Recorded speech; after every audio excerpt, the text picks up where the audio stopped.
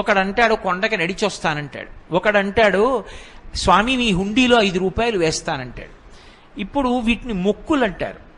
మొక్కు అన్న మాట మీరు జాగ్రత్తగా గమనించాలి. వెంకటేశ్వర స్వామి వారి హృదయం ప్రకారం అయితే వ్యాపారము కాదు. అది పాపము వలన దుఃఖం వస్తోందని వాడు తెలుసుకోవాలి. తెలుసుకుని పిలిచావు పరమేశ్వరుణ్ణి, ఆయన ఏం చేస్తాడు? నేను ఆదుకోకపోతే ఎవరు ఆదుకుంటారు లక్ష్మి? అందుకుని ఉంటాను ఈ కలియుగంలో వెంకటాచలం మీద. ఎవడు ఎక్కడ ఎంత మౌనంగా లోపల లోపల పిలిచినా నాకు వినపడుతుంది. నేను వింటాను, వాణ్ణి ఉద్ధరిస్తాను ఆపదలోంచి.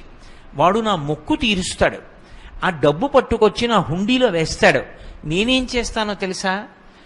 పరమధర్మాత్ముడు నన్ను చూడకుండా ఉండలేక, నాన్నగారిని చూడకుండా ఉండలేక వచ్చినటువంటి కొడుకులా, నన్ను చూడకుండా ఉండలేక వచ్చినటువంటి